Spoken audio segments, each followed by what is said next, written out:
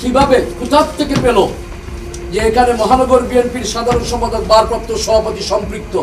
ওনাকে দুদককে প্রমাণ করতে হবে। সিলেটের কোম্পানিগঞ্জ পর্যটকদের প্রিয় ভোলাগঞ্জ সাদা পাথর এলাকা।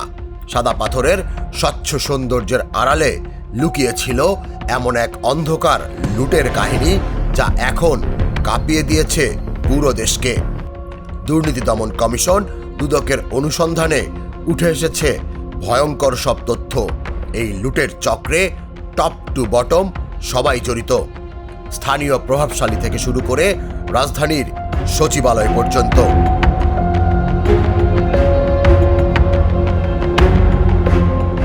সম্প্রতি দুদক প্রকাশ করেছে ৪২ জনের নাম। তালিকায় রয়েছেন বিএনপি, জামায়াত, এনসিপি আর কার্যক্রম নিষিদ্ধ আওয়ামী লীগের শীর্ষ নেতারা। শুধু রাজনীতিবিদরাই নয়, খনিজ সম্পদ উন্নয়ন ব্যুরো, সিলেটের বিভাগীয় কমিশনার, জেলা প্রশাসক, কোম্পানিগঞ্জের ৪ জন বর্তমান ও সাবেক ইউএনও, পুলিশ সুপার, থানার ওসি, এমনকি বিজিবি সদস্য পর্যন্ত এই চক্রে জড়িয়ে আছেন বলে অনুসন্ধানে উল্লেখ করা হয়।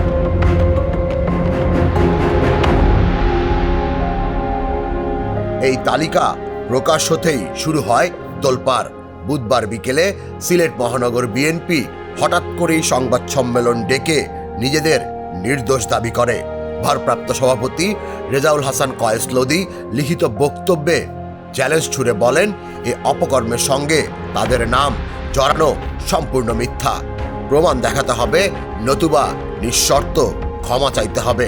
পাশে দাঁড়ান সাধারণ সম্পাদক ইমদাদ হোসেন চৌধুরীও। উনি কিভাবে কোথা থেকে পেল যে এখানে মহানগর বিএনপির সাধারণ সম্পাদক ভারপ্রাপ্ত সভাপতি সম্পৃক্ত? ওনাকে দুদককে প্রমাণ করতে হবে। পাশাপাশি জরুরি সংবাদ সম্মেলন ডাকে জামায়াত ও এনসিপি। তাদের অভিযোগ, প্রমাণ ছাড়াই নাম যুক্ত করে রাজনৈতিকভাবে হেয় করার চেষ্টা চলছে। তবে গোপনে গুঞ্জন ছড়িয়েছে, যারা জড়িত নয় তারা এত তড়িঘড়ি করে আত্মপক্ষ সমর্থনে কেন নামলেন? এইভাবে যদি সংবাদ আসে যে বিএনপি এই কাজটি করেছে, বিএনপি একটা বিশাল সংগঠন, সেখানে লক্ষ লক্ষ নেতাকর্মী আছে, সেখান থেকে যদি দু একজন ডিরেইল হয়, দল তার বিরুদ্ধে কি ব্যবস্থা নেয় আপনি সেটা দেখেন, কিন্তু আপনি তো সেটি এদিকে একই দিনে অতিরিক্ত জেলা প্রশাসক পদ্মাসন সিংহের নেতৃত্বে ৩ সদস্যের তদন্ত কমিটি ৭ পৃষ্ঠার প্রতিবেদন জমা দেয় বিদায়ী জেলা প্রশাসকের কাছে। প্রতিবেদনে স্পষ্ট উল্লেখ করা হয়, প্রশাসনের নির্দিষ্ট অংশ, উপজেলা প্রশাসন, আইন শৃঙ্খলা বাহিনী এবং রাজনৈতিক নেতৃত্ব সবাই মিলে এই লুটপাটে প্রত্যক্ষ বা পরোক্ষভাবে জড়িত।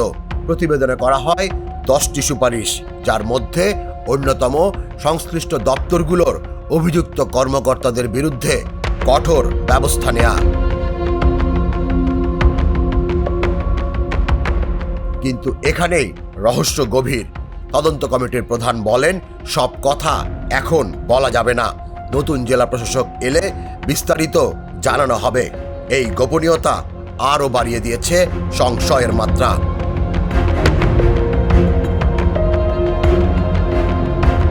ভোলাগঞ্জের সাদা পাথর আজ আর শুধু প্রাকৃতিক সৌন্দর্যের প্রতীক নয়, এটি হয়ে উঠেছে ক্ষমতার খেলায় লুটেরাদের আস্তানা। প্রশ্ন একটাই, কারা আসল মাস্টার মাইন্ড? আর এই কুয়াশাচ্ছন্ন ষড়যন্ত্রের পেছনে লুকিয়ে থাকা অজানা নামগুলো কবে প্রকাশ পাবে? তুষার ইসলাম, জাগো নিউজ।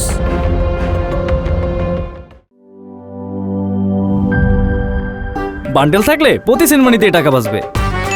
বিকাশ সেনমানি বান্ডেল কিনে জিতুন প্রতি লেনদেনে।